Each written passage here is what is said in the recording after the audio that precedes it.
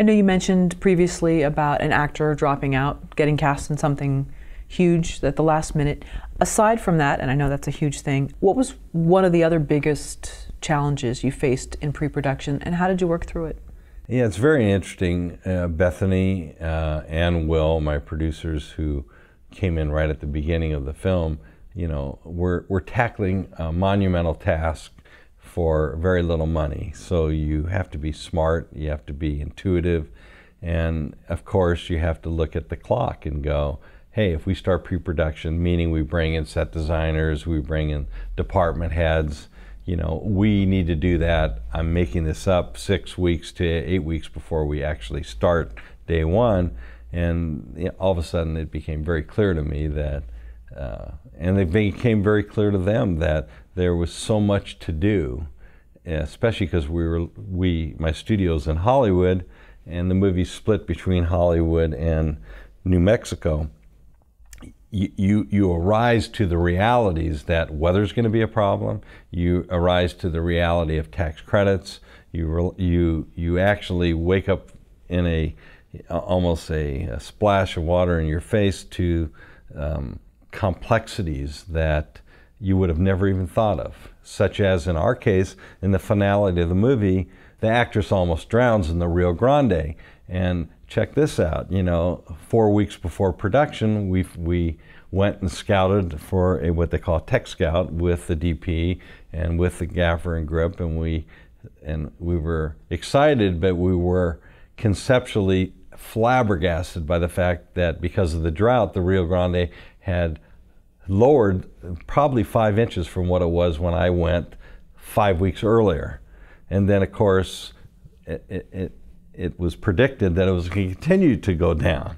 And there was a time where we wondered, perhaps we're not even going to be able to shoot on the Rio Grande because it's just not enough water in it.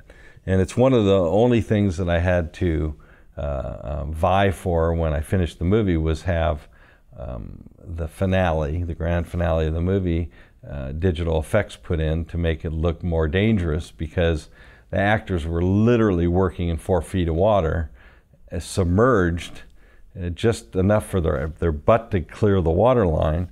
And you know, it worked. There's no giveaway there, but who would have ever imagined that it would have gone down 3 feet by the time 2 months earlier than it was. And it all had to do with the drought. And the reality is it was cold, you know. So all these things combined, and we had safety issues. You know, we had to hire people to be down the river to catch them. God forbid that something cut loose. We had to bring in stunt people from Albuquerque and to play the little girl, and also to do stunts, you know, for the major actor, because he rides a bike and flips off. You know, all this stuff looks real easy, but when you get out there to do it, the quick tell, in my opinion, is when you wake up in the morning and somebody says, like me, like Tarantino did to Uma Thurman, you can ride the car, it shouldn't be any problem at all. Well, the truth of it is, in my case, you know, I had the same kind of challenges that every filmmaker has. Should this be something that the stunt man does, or is the actor agile enough to to jump off the bike himself? And everybody convinced me it's worth paying for, you know, a stunt man, even though the actor was willing to do it.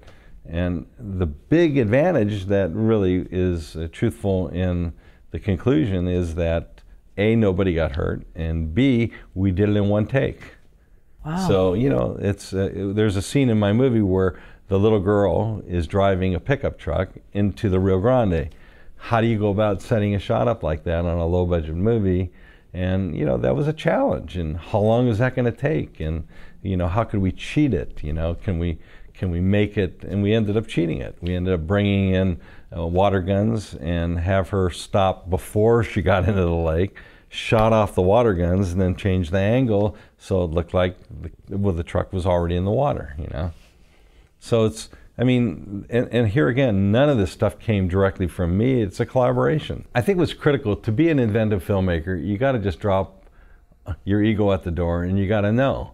There's a reason why somebody like Will Newman, who was my producer and I believe the day-to-day critical schedules that he set with the AD and Bethany, who is also the producer on the movie, taking care of many of the things that are day to day that I'm not burdened with.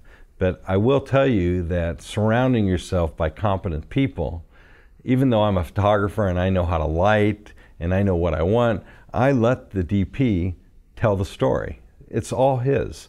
Sure, I said I'd like to shoot this way, or sure, I said can we backlight it, or compliments. But generally speaking, you know, anything that I'm burdened with that's above and beyond storytelling is going to be shown in the movie. You know, so if I'm worried about if someone's going to break their neck riding a bike, you know, that is going to burden my ability to do my job. So I think it's really critical. And this covers every medium: camera work, it covers storytelling from the script, it covers your ability to be able to trust the actors with the material. You know, there was a number of times on this movie where we were shooting it totally out of continuity, and I had to talk to the actress, not in a negative way, but this is, your strength doesn't come yet. Even though, you know, you're going there, I want to wait. I want it to build slowly. And she understood it immediately. But, you know, self-editing a movie in advance that's shot out of continuity is a task that I can't even describe. And incidentally, I'm trusting the wardrobe department. I'm trusting hair and makeup, because, you know, they look different in every scene. And even though I'm shooting this way for, you know, 2 pages, and then moving the actors this way and something that takes place 70 minutes later, you need to have competent people around you that are following continuity, that are following the tone of the movie, and all the little details is what makes, I think, it possible to produce independent movies. But I'm the first one to tell you, each time I do one, I feel more and more comfortable, because I'm trying not to make the same kind of errors that I did on other movies. You have this amazing studio here in the heart of Hollywood. Why choose New Mexico? It's interesting. I wanted to get out of the studio, number one. And number two, short of shooting on the back lot at Universal, or grabbing a piece of the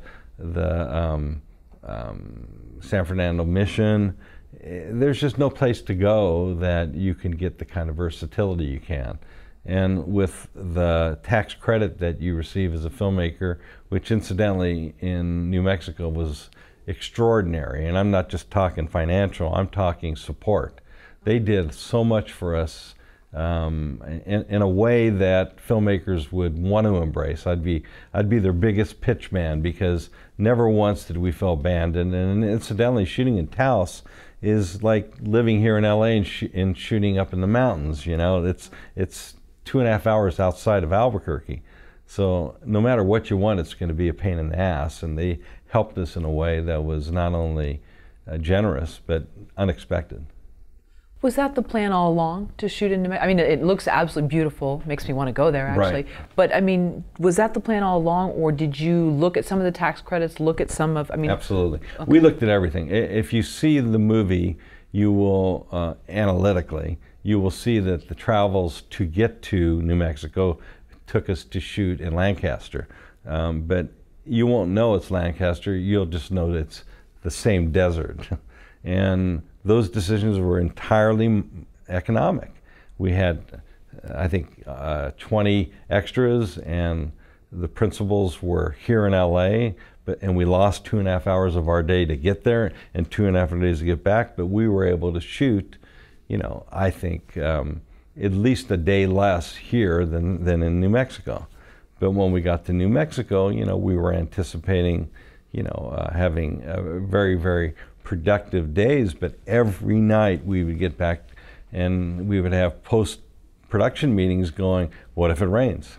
Every day. Because, you know, if you don't have cover sets to go to, you're just throwing your money away. And I know you had just come off a rainy spell before Correct. You got there. Yeah, we lucked out, because it rained literally up to a day before we started shooting. In fact, we had to make allowances for mud. And it did not rain again for 19 days. Wow. It was a total blessing from God, you know. And then when you get done with a scenario like that, and it starts pouring, and I'm talking to you cats and dogs, you realize just how screwed we would have been. There was one day, it was one day before we were in shooting, where there was lightning. And I didn't know this. Talk about ignorance, you know, the AD came right up to me and said, "We're shut down." And I'm going, "Why? The lightning's 20 miles away." And he goes, "We're shut down."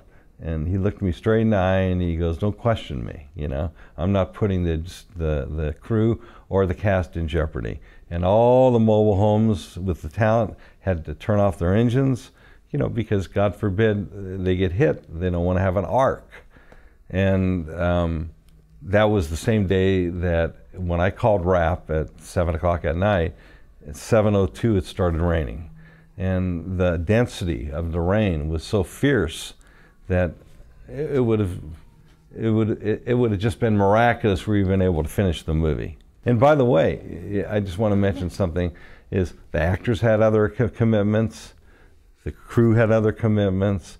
There was just no way to go into more days, unlike a big, you know, Hollywood movie when you have that kind of flexibility.